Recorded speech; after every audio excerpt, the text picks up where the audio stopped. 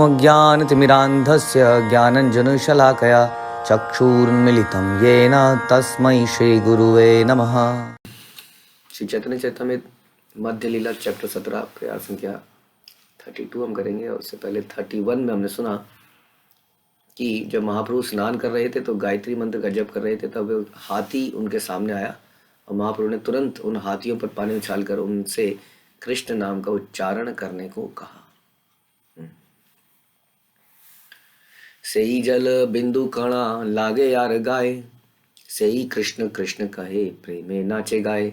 जिन हाथियों के शरीर पर महाप्रभु द्वारा उछाला पानी पड़ा, वे कृष्ण कृष्ण कहने लगे और प्रेम से में नाचने और गाने लगे। हाथी कहीं पे नाचेंगे तो आप सोच सकते हैं कैसे धम धम धम हो रहा होगा। कई बार हमारे भक्त नाचते हैं तो ऐसी धम धम धम हो जाती है, क्योंकि हर आकार और साइज के भक्त होते हैं। हाथी जब नापे, जब विदेशी भक्त भारत में आए थे तो उनको सफ़ेद हाथी बोला जाता था। आप जानते ही हैं वो 6-6 फुट लंबे चौड़े होते हैं, और जब वो नाचते थे भारत में आके तो सब लोगों ने बोला देखो जी सफ़ेद हाथी नाच रहे हैं। यानी कि इस तरह का काम जो है श्रील प्रभुपाद ने भी करके दिखाया, हाथियों को नचाया। तो वैसे ही ये हाथी नाच रहे हैं, और न केवल नाच रहे हैं, हाथी कृष्ण कृष्ण कह रहे हैं। हाथी कैसा माहौल रहा होगा। और सोचिए बलभद्र भट्टाचार्य जो साथ में है वो इसको देख के उनका क्या हाल हो रहा होगा। अब हाथी को प्यार करे, गले लगाए, ये वैष्णव है या क्या करे। दे केह भूमे पड़े केह कर ये चित्कार, देखी भट्टाचार्य मने हय चमत्कार। कुछ हाथी भूमि पर गिर पड़े और कुछ प्रेम अवश्य चिंघाड़ने लगे। यह देखकर बलभद्र भट्टाचार्य एकदम आश्चर्यचकित रह गए। बहुत ही बड़ा सौभाग्य रहा होगा उनका ऐसी घटना देखने का। ऐसी घटना देखने के बाद कौन जो है नाम की महिमा को नहीं समझेगा। हमने भी तो एक घटना देख ही ली है। इस ग्रंथ के माध्यम से हम इस घटना को देख रहे हैं। इसको देखने की फिर भी अगर हमारा विश्वास नहीं होता है तो हम क्या कर सकता है कोई। हाँ, ऐसी ऐसी लीलाएं भगवान कहते हैं। हम कहते हैं कि भगवान की पहचान के लिए 2-3 बातें हम अक्सर कहते हैं। एक तो शास्त्रों में उनका अवतार वर्णित होता है, एक उनके शरीर पर स्पेशल चिन्ह होते हैं, और एक वो अद्भुत लीलाएं करते हैं। ऑल्दो वो ओवरऑल नॉर्मल लीलाएं करते हैं, लेकिन कुछ कुछ ऐसी लीलाएं कर जाते हैं। जैसे कृष्ण ने बहुत सारी ऐसे लोग समझा कि साधारण बालक है, चुराता है, लेकिन उनका पर्वत को उठा देना और ऐसे कुछ कुछ काम उन्होंने ऐसे किए हाँ जो कि अद्भुत थे। वैसे चैतन्य महाप्रभु का अद्वैत आचार्य को विराट रूप दिखाना और यहाँ पर जानवरों को नचा देना। तो वैसी श्री राम का अद्भुत जो है हम देखते हैं, उनका जो समुद्र को ही भयभीत करके वहाँ पे पुल बना देना, समुद्र के ऊपर पानी के ऊपर पत्थरों को तैरा देना। ऐसे कुछ कुछ अद्भुत लीलाएं भगवान कर देते हैं, ताकि साधारण मनुष्य जो है, जो कि केवल शक्ति का उपासक है, वो समझ सके। भगवान के भक्त तो उनसे प्रेम करते हैं, लेकिन साधारण लोग उनकी शक्ति को देख के ही उनसे अट्रैक्ट होते हैं। तो ये जो है चैतन्य महाप्रभु ने एक अद्भुत कर्तव्य दिखाया। हम लोग शेर को ट्रेन तो कर देते हैं, लेकिन कई बार ऐसे देखते हैं ना, रिंग मास्टर को शेर ने पंजा मार दिया। उससे कृष्ण कृष्ण कह के एक्सटेसी में नचवा नहीं सकता। वो भयभीत करके वो हाथ ऐसे ऐसे ऐसे हाथ तो कर देता है, लेकिन वो प्रेम से कृष्ण कृष्ण नहीं बोल सकता है, नाच नहीं सकता है। तो ऐसा चैतन्य महाप्रभु ने यहाँ पे करके दिखाया, और बलभद्र भट्टाचार्य देख के आश्चर्यचकित हो गए। इसका मतलब ये जो किसी को भी ये दिया जा सकता है, और ये अद्भुत चमत्कार इस मंत्र में है, भक्ति में है। हमें इस पर विश्वास होना चाहिए, और दूसरों को देते हुए भी पूरा कॉन्फिडेंस होना चाहिए कि यस ये काम करेगा। पथे आई थे करे प्रभु उच्च संकीर्तन, मधुर कंठ ध्वनि सुनी ऐसे मृगी गण। कभी कभी जंगल में से गुजरते हुए श्री चैतन्य महाप्रभु उच्च स्वर से कीर्तन करने लगते। उनकी मधुर वाणी सुनकर सारी हिरणियां उनके निकट आ जाती।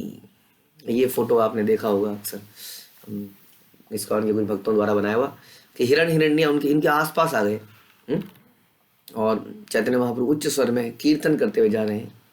दाही नेवा में ध्वनि सुनी, याय प्रभु संगे, प्रभु तार अंगे मुछे, श्लोका पड़े रंगे। उनका उच्च स्वर सुनकर हिरणियां उनके दाएं बाएं चलती जाती। महाप्रभु उन्हें अत्यंत उत्सुकता से श्लोक सुनाते, उनकी पीठ थपथपाते। और वास्तव में ये जैसे कि ये जो मंत्र है ये कोई लैंग्वेज डिपेंडेंट नहीं है। हम देखते हैं चाइनीज भक्त हैं हमारे, हम सुन रहे थे कि चाइना में र नहीं होता है, र उनके पता नहीं है अल्फ़ाबेट्स में र नहीं होता है। तो आप सोचिए हले लाम लाम लाम हरे हरे, तो कैसे बोलेंगे वो लोग। लेकिन ये जो मंत्र है चाहे समझ में नहीं आ रहा, उनको कुछ समझ नहीं आ रहा है क्या है ना। जैसे हमें कोई इंग्लिश का कोई ऐसा वर्ड हम बोलें जो हमारे बिल्कुल पल्ले में नहीं है ना, पढ़ता ही ना, कई बार नाम लेते हैं किसी का, वो नाम हमें कुछ पता नहीं क्या बोल रहे हैं, खासतौर पर जापानीज चाइनीज नेम, लेकिन वो नाम बोलने के लिए हम हैबिचुअल हो जाते हैं और उसको बोलते चले जाते हैं। उसी तरह से तो ये जो मंत्र है ये लैंग्वेज डिपेंडेंट नहीं है कि किसी को संस्कृत आती है कि नहीं है। इस प्रकार चाइनीज, यूरोपियन सब लोग इस मंत्र का जप रहे हैं। उसी प्रकार जानवरों की भी लैंग्वेज डिपेंडेंट नहीं है। अगर जानवर भी इस मंत्र को सुनेंगे या बोलेंगे तो उन पर भी प्रभाव पड़ेगा। तो हिरणी अब दाएं बाएं चल रही हैं और चैतन्य महाप्रभु उनकी पीठ थपथपा रहे हैं। श्रीमद् भागवत में से श्लोक आता है, धन्यास्म मूढ़ा मतयो अपि हरिण्य एता यनंद नंदन मुबात्त च विचित्र वेशम आकर्ण्य वेणुरणितम सह कृष्ण सारा पूजाम ददुर विरचिताम प्रणयावलोकै। वे मूर्ख हिरण धन्य है क्योंकि वे सुंदर वेशधारी और बांसुरी बजा रहे नंद महाराज के पुत्र के समीप आए। निसंदेह हिरण तथा हिरणिया प्रेम की चितवनों से भगवान की पूजा करते हैं। वृंदावन की गोपियों की उक्ति रूप में। तो कह रहे हैं वो ही कितने धन्य हैं, कैसे चैतन्य महाप्रभु कैसे कृष्ण के समीप आ जाते हैं बांसुरी सुनकर। और उसी तरह हम यहाँ देख रहे हैं चैतन्य महाप्रभु के समीप भी ये हिरणिया आ गई उनकी मधुर हरे कृष्ण धुन सुनकर। हेन काले व्याघ्र तथा आइल आइल आइल 5-7 व्याघ्र मृगी मिली चले महाप्रभु साथ। जब श्री चैतन्य महाप्रभु जंगल से होकर जा रहे थे तो 5-7 बाघ आए और हिरणों के साथ मिलकर महाप्रभु के पीछे पीछे चलने लगे। अब जो हिरण है वो शेर के लिए ऐसा है जैसे आपके लिए ब्रेड टोस्ट, जिसको खाने के लिए चबाना भी नहीं पड़ता है, बहुत मजे से आए मुंह में जाता है, घुल जाता है ना। ब्रेड में अगर मक्खन लगा के खा लें आप तो कम खाते होगे, आई थिंक खाते तो नहीं होगे, लेकिन मन तो करता ही है ब्रेड और उसका बटर का। तो समझ लीजिए ब्रेड और बटर की तरह ये जो हिरण घूम रहे हैं आपके आसपास, शेर के आसपास, वो बिल्कुल वैसा है, एकदम मलाई, मुंह में मारेगा तो चबाना भी नहीं पड़ेगा, गप गप करके खा जाओ, ऐसा मधुर भोजन। और हिरण को पकड़ने में बड़ा मुसीबत आती है शेर को, क्योंकि शेर तो बहुत तेज भागता है, लेकिन शेर हमने उड़ता हुआ नहीं देखा। हिरण तो आप उड़ता हुआ देखोगे, 2 कदम जमीन पे तो पता नहीं कितने सारे कदम आसमान पे, उड़ता उड़ता जाता है। तो उसको पकड़ना बड़ा मुश्किल है, बड़ी मेहनत से पकड़ा जाता है। लेकिन यहाँ पर तो सामने ही खड़ा है और भाग भी नहीं रहा है, नाच रहा है। नाचते नाचते एक हाथ के ऊपर हाथ रख दे, बस महाप्रभु मैं तो नाच रहा था, मर गया, मैं क्या करूँ। अरे ऐसे किया उसमें बेचारा खत्म हाथ पड़ गई। तो लेकिन यहाँ पर ऐसा कुछ नहीं हुआ, उनके पीछे पीछे चलने लगे। बताइए, हिरणों के साथ मिलकर महाप्रभु के पीछे पीछे चलने लगे। और कितने 5 और 7 बाघ तो देखने को नहीं मिलता आजकल, 5-7 बाघ एक साथ। हाँ, ऐसा अब सोचिए उस वक्त बलभद्र भट्टाचार्य की क्या हालत हो रही होगी। सोचा बल्कि से ये जादू अगर किसी को हिप्नोटाइज कर लो, हिप्नोटिज में छूटते ही वो क्या आदमी क्या करेगा। गलती से चैतन्य महाप्रभु ने कीर्तन बंद कर दिया या अपना प्रभाव दिखाना बंद कर दिया, तब ये सामने ही खड़े हैं हमारे सारे आसपास, 7 बाघ खड़े हैं। अब क्या होगा। तो बलभद्र भट्टाचार्य साथ में ही थे, चल रहे थे। देखी महाप्रभु वृंदावन स्मृति हैला, वृंदावन गुण वर्णन श्लोक पढ़िला। बाघों तथा हिरणों को अपने पीछे आते देखकर श्री चैतन्य महाप्रभु को सहसा वृंदावन का स्मरण आ गया, अतः वे वृंदावन के दिव्य गुणों का वर्णन करने वाला श्लोक सुनाने लगे। तो कहते हैं ना कि सावन के अंधे को हरा ही दिखता है, ये जैसा चश्मा पहन लो वैसा ही दिखता है। चैतन्य महाप्रभु हमेशा इस प्रेम के अंजन को लगाए रखते हैं, इसलिए उनको हर जगह वृंदावन दिखता है। हाँ, जैसे उन्हें गंगा नदी वृंदावन दिखती थी, चलो नदी तो नदी, उन्हें समुद्र, जगन्नाथपुरी का समुद्र भी यमुना नदी दिखता था और समुद्र में कूद जाते थे वृंदावन समझ के। तो अब यहाँ पर ये जंगल देख कर भी उन्हें यही याद में आ रहा है। ऐसे ही भक्त जो होता है वो सर्वत्र कृष्ण को देख पाए, उनकी उनकी कृपा को देख पाए, ऐसा हमारी नेत्र हो जानी चाहिए। हम्म? तो इनको देखा कि सहसा वृंदावन का स्मरण आ गया। यत्र नैसर्ग द्वैरार सहानन सहा शरण्य मृगादय मित्राणि वाजिता वासदृत रुटतर्षणादिकम। वृंदावन भगवान का दिव्य धाम है। वह वहां ना तो भूख है, न क्रोध है, न ही प्यास है। यद्यपि मनुष्यों तथा हिंसक पशुओं में सहज वैर होता है, किंतु वे वहां दिव्य भाव में मैत्री पूर्वक रहते हैं।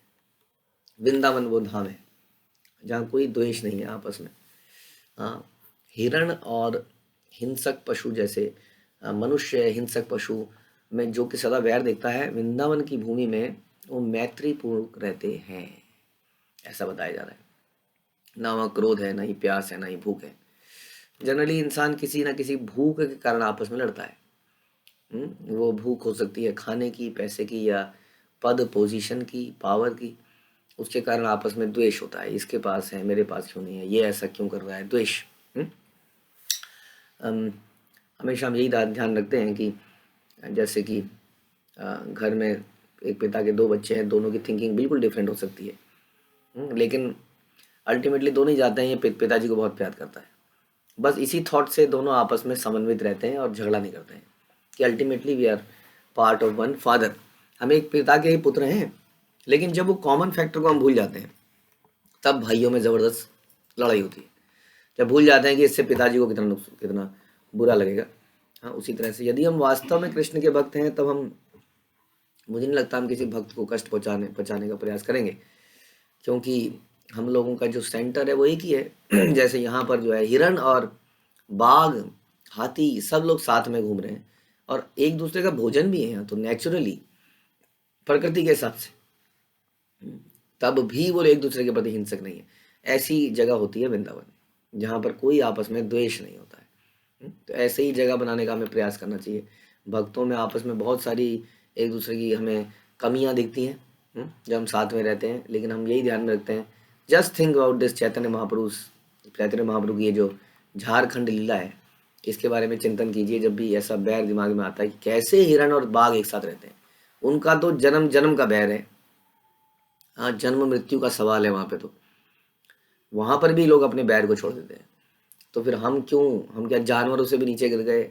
उनको तो केवल अभी एक बार हरे कृष्ण मंत्र मिला, हमें तो पता नहीं कितने लेक्चर मिल गए, प्रभुपाद की वाणी मिल गई, क्या क्या पुस्तकें मिल गई, हमने क्या क्या पढ़ डाला, फिर भी हम जानवरों से ऊपर नहीं हो पा रहे हैं। और जानवरों को जब ये मिला तो उन्होंने आपस का बैर छोड़ दिया। तो इस प्रकार से हमें सोचना चाहिए कि भक्त जहाँ रहे वो जगह वृंदावन तो होती है, लेकिन वृंदावन का पता कैसे चलेगा? जहाँ झगड़े हो रहे हो वहाँ कैसे वृंदावन हो सकता है? इसलिए आपस के फॉल्ट्स को, मतभेदों को भूलकर हमें ध्यान रखना चाहिए कि हम सभी भगवान की प्रसन्नता के लिए यहाँ पर आए हैं। यह कथन श्रीमद् भागवत का है। श्री कृष्ण के बछड़ों और गोपाल बालकों को चुराकर ब्रह्मा जी ने उन्हें सुला दिया और छिपा दिया, और एक क्षण के बाद ब्रह्मा कृष्ण को की दशा देखने आए और उन्होंने देखा कि कृष्ण जो है अपने ग्वाल मित्रों और पशुओं के साथ व्यस्त हैं और तनिक भी विचलित नहीं है। यानी कि यहाँ ये बताने का प्रयास किया जा रहा है कि वास्तव में हर वस्तु कृष्ण ही है। ऐसा विजन हमें बनाना पड़ेगा। कृष्ण कृष्ण कह करी प्रभु या बलिला, कृष्ण कही व्याघ्र मृग नाची लेला गिला। जब श्री चैतन्य महाप्रभु ने कहा कृष्ण कृष्ण बोलो, तो बाघ तथा हिरण कृष्ण का नाम लेने लगे और नृत्य करने लगे। नाचे कुंदे व्याघ्र गण मृगी गण संगे, बलभद्र भट्टाचार्य देखे अपूर्व रंगे। जब सारे बाघ तथा हिरण नाचने और कूदने लगे तो बलभद्र भट्टाचार्य उन्हें देखकर आश्चर्यचकित रह गया। जैसे हमने बताया था कि भारतवासी आश्चर्यचकित रह गए जब उन्होंने इतने सफेद एकदम गोरे चिट्टे लंबे चौड़े भक्तों को, विदेशी भक्तों को नाचते हुए देखा। तो एक मनुष्य को शर्म आ जानी चाहिए जब कोई जानवर ऐसा करे। हाँ, ये एक्सटेसी में है। उसी तरह से जब भारत के सो कॉल्ड ब्राह्मण इत्यादि लोगों ने देखा, कईयों को तो ईर्ष्या हुई उसे देख के, कई लोगों को बड़ी प्रेरणा मिली कि जब ये लोग कर सकते हैं, हमारी संस्कृति को अपना सकते हैं, तो हम क्यों नहीं अपना सकते अपनी को। ऐसे सब लोग आश्चर्यचकित रह गए। व्याघ्र मृग अन्योन्य करे आलिंगन, मुखे मुख दिया करे अन्योन्य चुंबन। बाघ तथा हिरण एक दूसरे का आलिंगन करने लगे। देखिए, जैसा मैंने बताया था कि बाघ का जो हाथ होता है वो बहुत ही हैवी हाथ, एक एक अंग बड़ा हैवी है, और हल्का सा ऐसे ऐसे भी कर दे प्यार से, उसी में ही सब मुंह छिल जाता है। अब वो गले मिल रहा है, अब गला मिलना तो खतरा है थोड़ा सा हिरण का। कहाँ हिरण हाथ रखते उसकी एक आध हड्डी टूट जाए, और वो गले मिल रहे हैं और एक दूसरे का मुख स्पर्श करके चूम रहे हैं एक दूसरे को। कितना प्रेम उनमें पैदा हो गया है। हम्म? यही लक्षण है सुहृदम सर्व देही नाम, जैसे हम सुनते हैं। और कल हम जो गोपाल कृष्ण महाराज का जब लेक्चर सुन रहे थे साधु के लक्षण, सुहृदम सर्व देही नाम, कि वो सभी जीवों के प्रति उनका मित्र होता है, उनके लिए कभी कुछ बैर सोच ही नहीं सकता है, वो साधु है वास्तव में।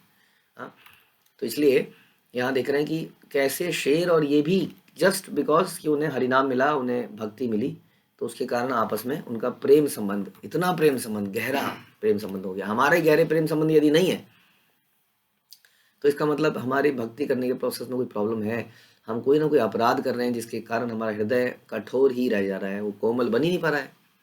जबकि शेर का हृदय कोमल बन गया, लेकिन हमारा हृदय कोमल नहीं बन रहा है। इसका मतलब हम अपराध युक्त भक्ति कर रहे हैं, इसके कारण जो भी हमें फायदा भी हो रहा है तो वो खत्म हो जा रहा है। तो ध्यान रखिए कैसे इन अपराधों से बचें, कैसे हम दोष दर्शन ना करें, कैसे ईर्ष्या ना करें, कैसे अपने मन पे कंट्रोल करें, भौतिक आसक्ति में मन को ना लगाएं, जिसके कारण ये सब में भी खराब होता जा रहा है। तो शेर और हिरण में अटूट प्रेम हो गया। कौतुक देखिया प्रभु हासिते लागिला, तासा बाके ताहा छाड़ी आगे चली गेला। जब श्री चैतन्य महाप्रभु ने कौतुक देखा तो वे मंद हास करने लगे। अंत में उन पशुओं को छोड़कर महाप्रभु अपने रास्ते पर चल दिए। उनके अंदर कृष्ण भक्ति का संचार करके महाप्रभु आगे चल पड़े। इस तरह से कृष्ण भक्त जो है जगह जगह जाकर उनके अंदर कृष्ण भक्ति का बीज डालता जाता है, और वो बीज फिर समय आने पर बड़ा होता है, उसमें से अंकुरण निकलता है। बट बीज डालने का काम तो गुरु का है, लेकिन वास्तव में उसको सींचने का, रेगुलर सींचने की जिम्मेदारी हमारे ऊपर भी तो है कि हम उसमें अपना श्रवण करें, कीर्तन करें, जप करें, तब वो फल, तब वो अंकुरित हो, बड़ा हो, उसमें से फल निकले, तो फिर हम उसको गुरु को अर्पित करें। ठीक है, तो ये हमारी जिम्मेदारी भी है कि हम उसमें मेहनत करें, जगह जगह जाके भक्ति का बीज डालना भक्तों का काम है। ऐसा हमें आदेश मिला है पूरी परंपरा को, खास तौर पे भारतवर्ष के लोगों को। केवल इसको खुद ही नहीं खा लेना है। तो चैतन्य महाप्रभु उनको छोड़कर आगे चले। मयूर आदि पक्षीगण प्रभु र देखिया, संगे चले कृष्ण बलि नाचे मत हैया।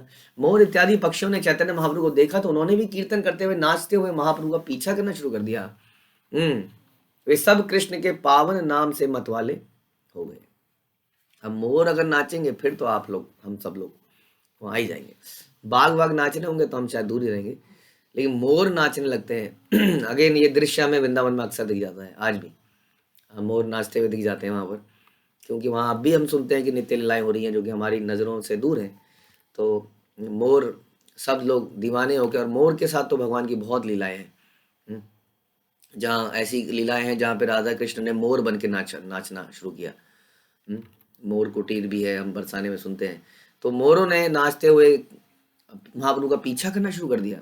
हम लोग अक्सर मोर के पीछे जाते हैं और मोर बहुत दूर से, कभी मोर के पास आना तो बड़ा मुश्किल है, दूर से देख के गायब हो जाता है, भाग जाता है।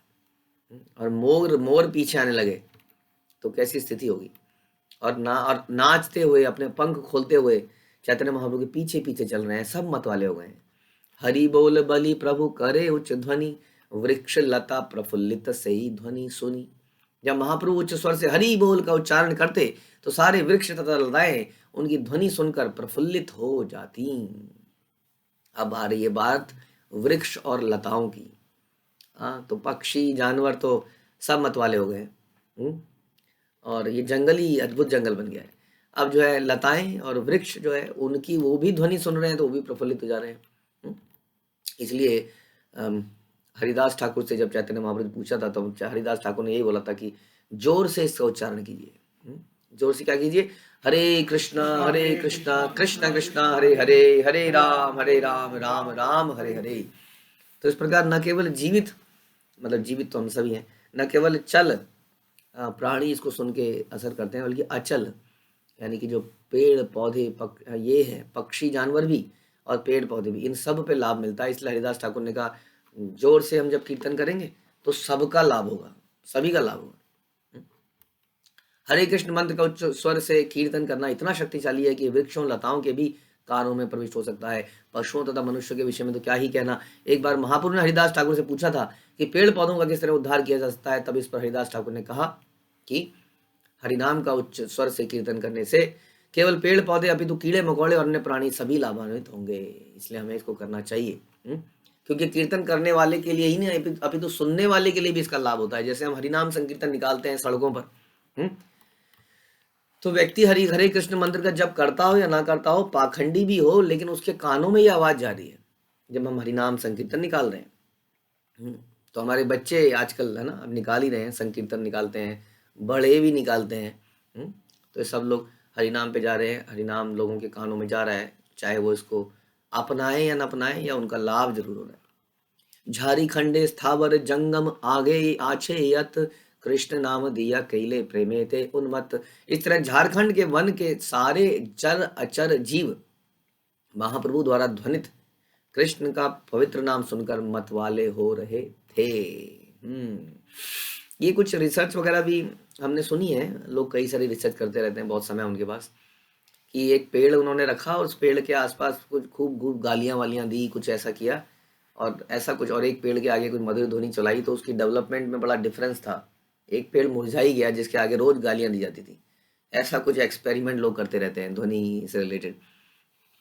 और भी ऐसे बहुत सारे एक्सपेरिमेंट हुए हैं मनुष्य के दिमाग के ऊपर भी, कि हरे कृष्ण मंत्र का उसको कीर्तन चलाया गया तो उसके दिमाग पे क्या असर पड़ा, नॉर्मल म्यूजिक से क्या इम्पैक्ट पड़ा। ये सारे रिसर्च लोग करते रहते हैं। तो वास्तव में फ़र्क पड़ता है ना। हम जानते ही हैं, सब चेतना का डिफरेंस है। आपने सुना होगा वो छुई मुई एक पेड़ होता है, उसको टच करो तो वो एकदम से ऐसे हो जाता है, बंद हो जाता है ना। चेतना तो है ही पेड़ों में, हाँ, जानवरों में चेतना है, पेड़ों में चेतना है, चेतना का लेवल अलग है। इसलिए सबको लाभ होता है। जैसे कि हम भी प्रवचन सुनते हैं, प्रवचन सुनने वाले बहुत सारे लोग होते हैं, एक आदमी के अंदर बड़ा प्रभाव पड़ता है, एक आदमी के अंदर बहुत ही कम प्रभाव पड़ता है। यह हमारी अपनी चेतना के ऊपर डिपेंड करता है, लेकिन फिर भी फायदा सबको होता है। हाँ, उसी तरह इन जंगल में सबको फायदा हुआ। तो झारखंड के विशाल जंगल में आठगढ़, ठेंगा, ठेंकानल, आंगुल, लाहरा, कियंछड़, बामड़ा, बोनाई, गांगपुर, छोटा नागपुर, यशपुर तथा सरगुजा समेत विशाल भूभाग है। ये सारे स्थान पर्वतों तथा जंगलों से ढके हैं और झारखंड कहलाते हैं। अब तो खैर अलग से स्टेट ही बन गया है। तो ये सभी लोग जो है कृष्ण ध्वनित कृष्ण का पवित्र नाम सुनकर मतवाले हो रहे थे महाप्रभु द्वारा। यही ग्राम दिया यान यहाँ करे न स्थिति, ये सब ग्रामेरा लोकेर हया प्रेम भक्ति। महाप्रभु जिन जिन गांवों से होकर गए और जिन जिन स्थानों में यात्रा के दौरान रुके, वहां के सारे लोग पवित्र हो गए और उनमें भगवत प्रेम जागृत हो गया।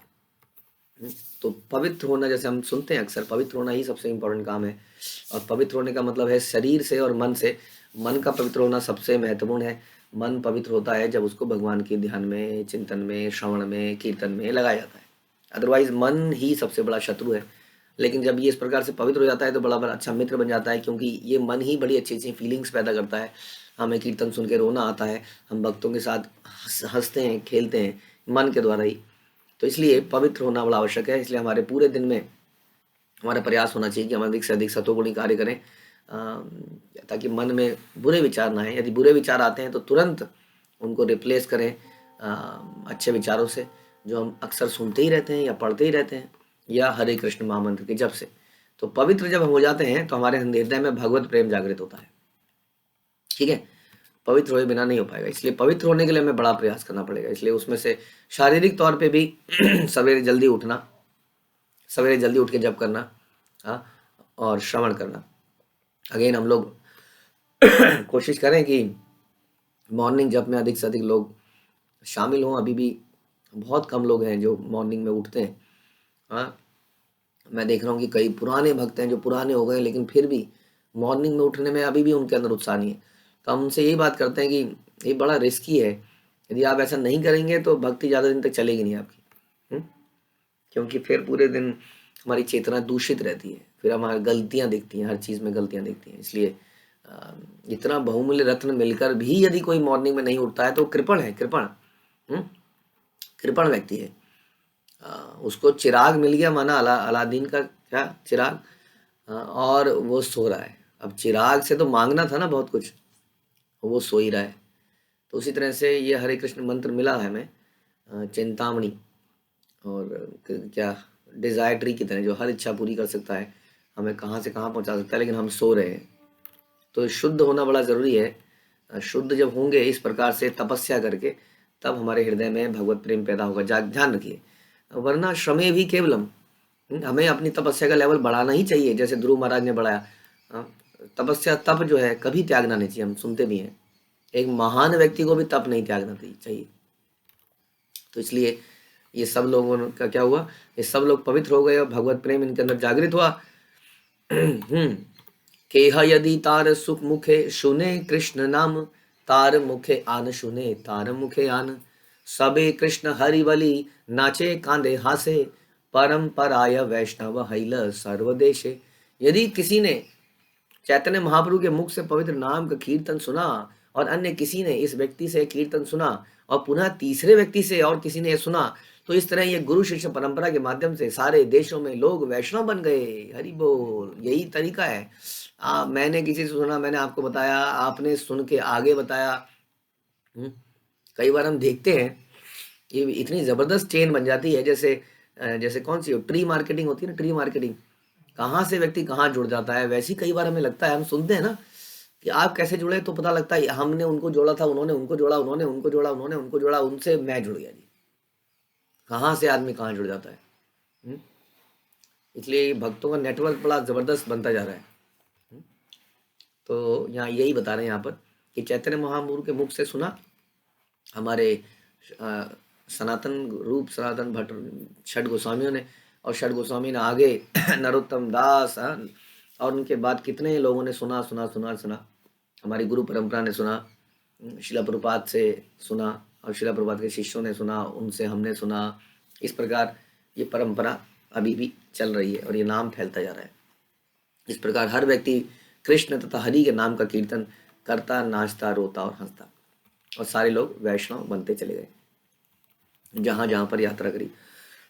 तो हमारी सब यात्रा का, बिजनेस का, नौकरी का पर्पस भी होना चाहिए कि लोगों से मिलेंगे, प्रचार करेंगे। भक्त लोग यात्रा में जाते हैं, ट्रेन में होते हैं तो किसी को पुस्तक दे देते हैं, साथ वाले बैठे को कोशिश करते हैं कब ये मेरे से बात करेगा कुछ।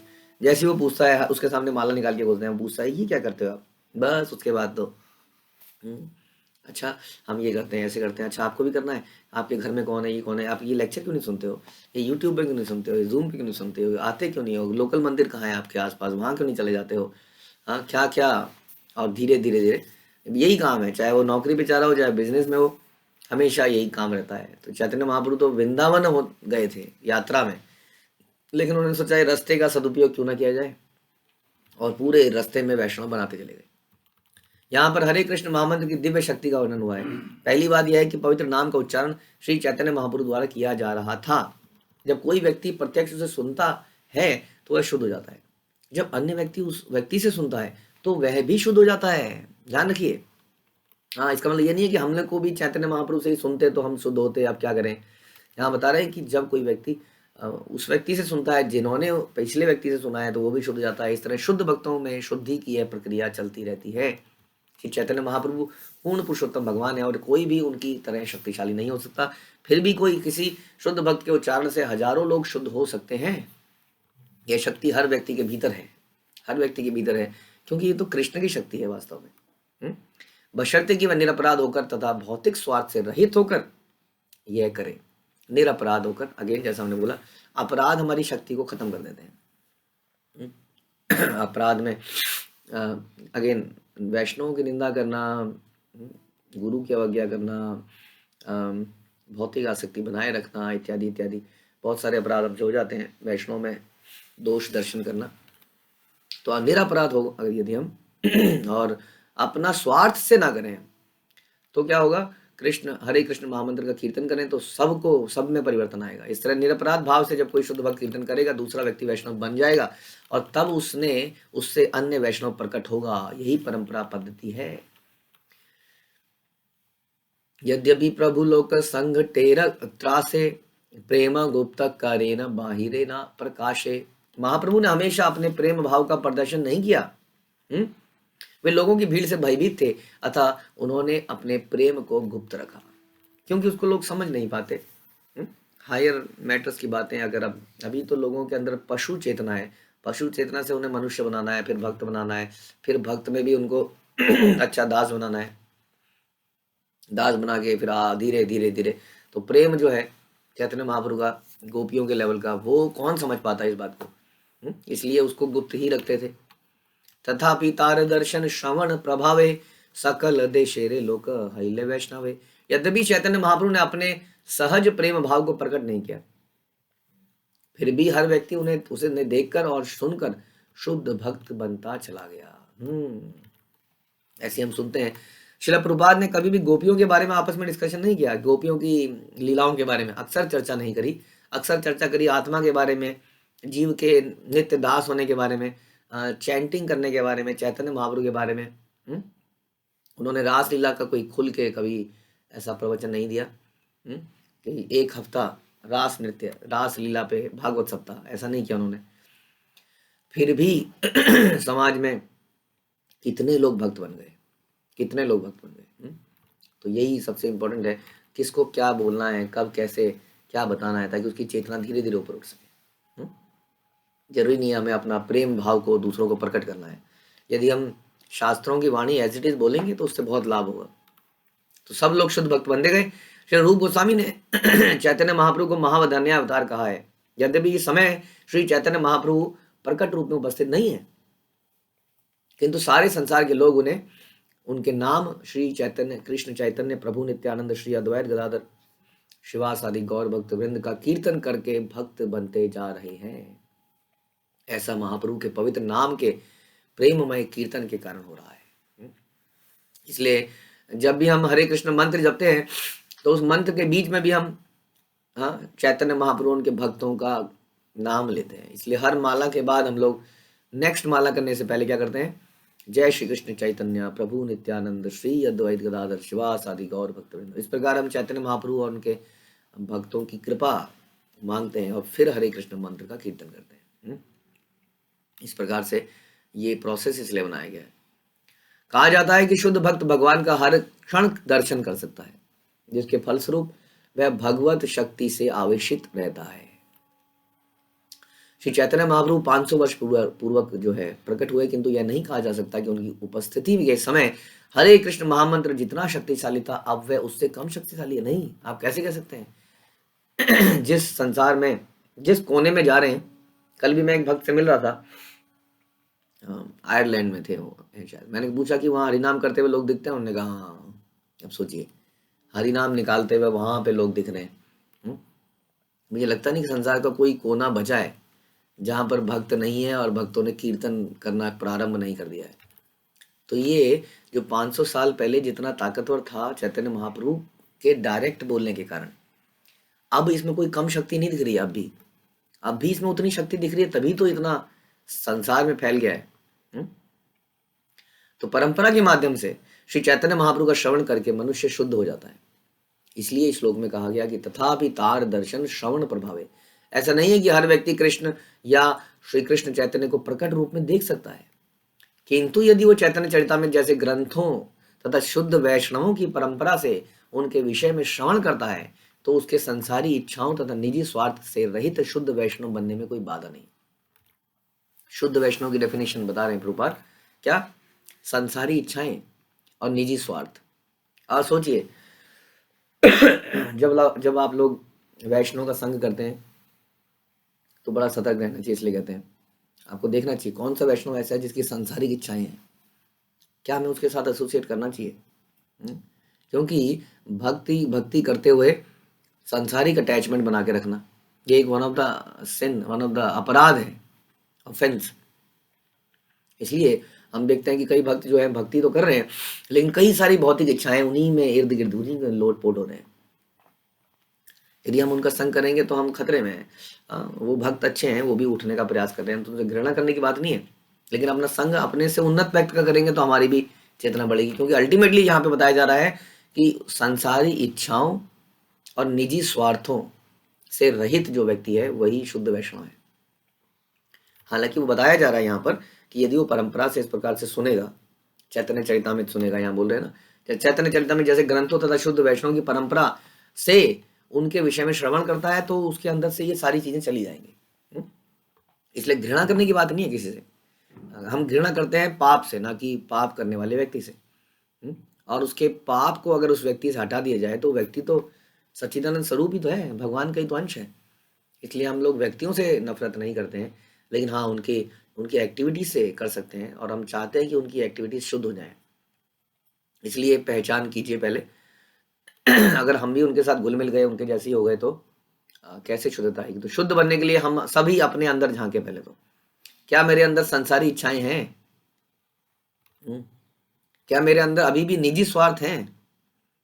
तो अभी भी हम शुद्ध वैष्णव नहीं बने, तो लाभ नहीं मिल पाएगा उतना, वो प्रेम भक्ति पैदा नहीं हो पाई। गौड़बंग उत्कल दक्षिण देश गिया, लोके रन्यस्तार कैल आपन भ्रमिया। इस तरह श्री चैतन्य महाप्रभु ने बंगाल, पूर्वी बंगाल, उड़ीसा, दक्षिणी देशों की यात्रा की और कृष्ण भावना का प्रसार करके सभी प्रकार के लोगों का उद्धार किया।